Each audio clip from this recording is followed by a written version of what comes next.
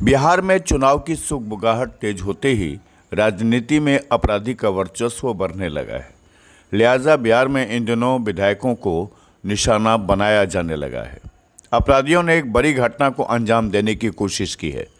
RJD के विधायक को जान से मारने की कोशिश की गई है। आरजेडी विधायक को जान से मारने के लिए अपराधियों ने ताबड़तोड़ कई राउंड फायरिंग की है। वहीं मौके से एक स्कॉर्पियो भी बरामद की गई है, जिस पर सत्ताधारी पार्टी का झंडा लगा हुआ है। वारदात भोजपुर जिले के बरहरा थाना इलाके की है, जहां अपराधियों ने आरजेडी के विधायक सरोज यादव को जान से मारने की कोशिश की है। शादी समारोह में शामिल होने के बहाने दर्जनों की संख्या में आए अपराधियों ने ताबड़तोड़ कई राउंड फायरिंग की है। हालांकि इस हमले में विधायक की जान बाल बाल बची है। शादी समारोह में शामिल अन्य लोगों की सूझबूझ से विधायक की जान को बचाया गया।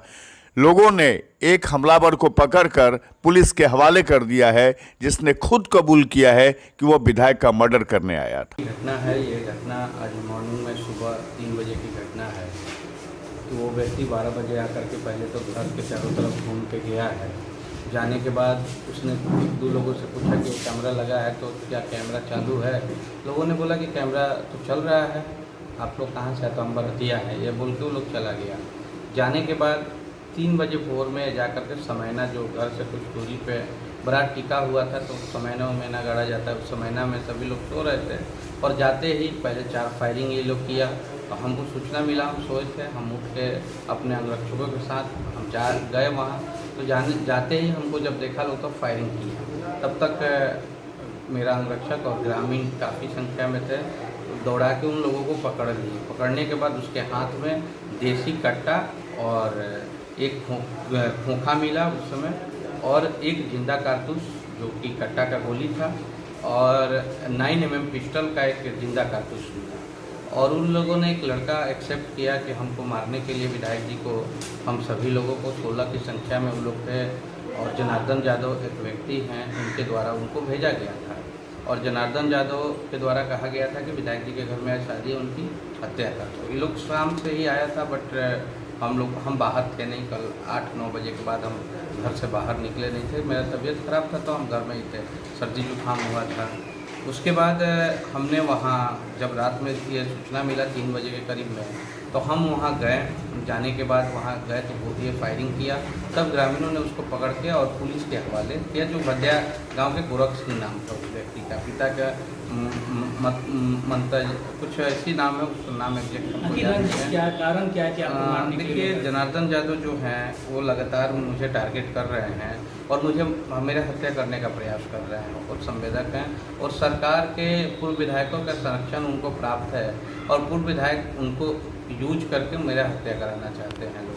और हमेशा पूर्व विधायक लोगों के सहयोग से, इसके पूर्व में भी उन्होंने मेरे घर पे फायरिंग किया था, जिसका FIR कांड संख्या भी बड़ारा थाना में 320/19 में दर्ज है।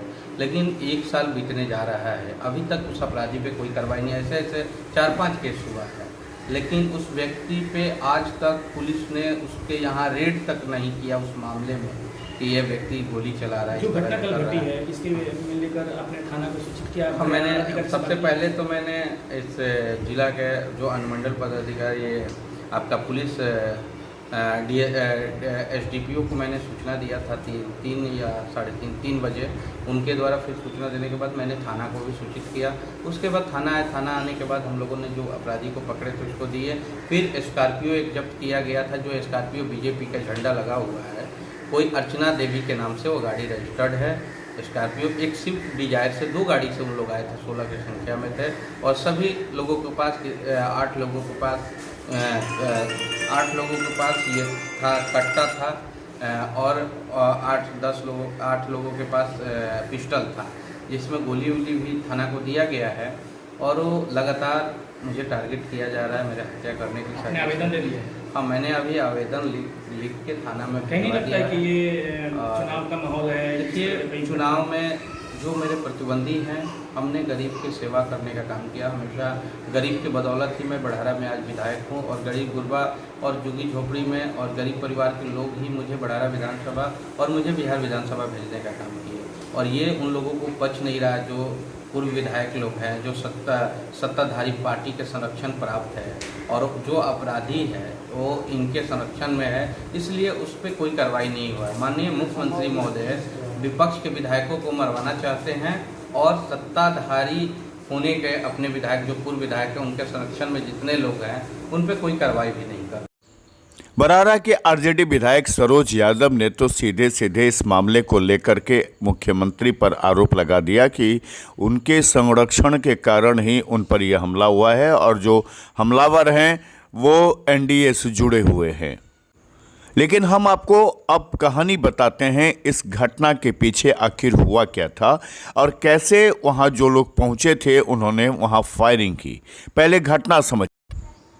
विधायक के आवास के बाहर हुई फायरिंग के बाद लोगों ने जिस स्कॉर्पियो को पकड़ा था उसकी तस्वीर सामने है। लेकिन इस घटना के समय मौके पर अफरा तफरी का माहौल बन गया था। आनन फानन में विधायक सरोज यादव को उनके गार्ड सुरक्षित स्थान पर ले गए। जानलेवा हमले को लेकर विधायक ने बताया कि किसी साजिश से उनकी हत्या की कोशिश की गई है। उन्होंने बताया कि रात के अंधेरे में हमला किया गया है। अपराधी देसी कट्टा और पिस्टल लेकर आए थे। अपराधी देर शाम से इलाके की रेकी कर रहे थे। सीसीटीवी कैमरे को लेकर भी अन्य लोगों से पूछताछ कर रहे थे। अब आपको लिए चलते हैं उस जगह पर जहां इस घटना में शामिल अपराधी को लोगों ने पकड़ कर रखा है। किस लिए तुम लोग आया था? किसको मारने के लिए तुम लोग आया था? कौन भेजा था?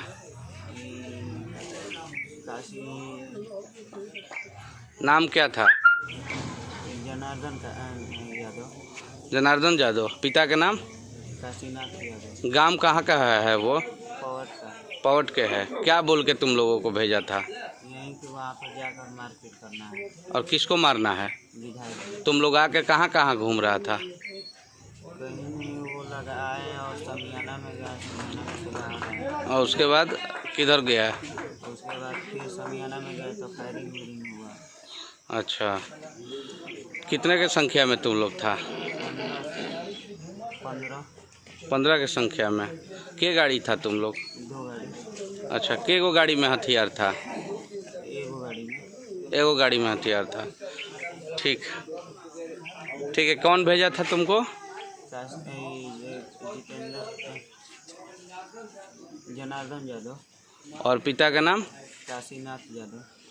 तुम लोगों को भेजा था मारने के लिए? ठीक। आरजेडी विधायक सरोज यादव पर जो हमला जिस समय किया गया था उस समय का अब आपको हम तस्वीर दिखा रहे हैं। लेकिन इन तस्वीरों को देखने के बाद, समझने के बाद एक सवाल खड़ा होता है कि आखिर जो अपराधी पकड़ा गया था उसे लोगों ने जब पूछताछ की तो उसने ये बता दिया कि वो हत्या करने की नीयत से आया था विधायक की। लेकिन इतनी आसानी से लोगों के सामने कैमरे पर वो कबूल कर रहा है, इसके पीछे की क्या साजिश हो सकती है? दूसरी बात यह है कि इस पूरे मामले को लेकर के सरोज यादव लगातार सरकार पर हमलावर रहे हैं और इससे पहले भी 2019 में भी उन्होंने एक मामला दर्ज कराया था जिसमें अपने ऊपर हमले की आशंका जताई थी। अपनी हत्या की साजिश के बारे में उन्होंने बताया था। लगातार सरोज यादव सुर्खियों में बने रहे हैं। उसके पीछे यही है कि उनके बरहरा के जो विधानसभा इलाका है उस इलाके में लोग उनको नहीं चाहते हैं। उन पर ठेकेदारी से रंगदारी लेने के भी कई आरोप लगे हैं और इससे पहले भी कई दूसरे आरोप भी लगे हैं। आखिर कुल मिलाकर ये कहा जा सकता है कि राजनीतिक प्रतिद्वंद्विता अपनी जगह है, लेकिन राजनीति में क्या सचमुच सरोज यादव की हत्या की साजिश एनडीए के पूर्व विधायक या यहाँ उस इलाके के पूर्व विधायक रच रहे हैं? अगर ऐसी बात है तो सरकार और पुलिस व्यवस्था खामोश क्यों है?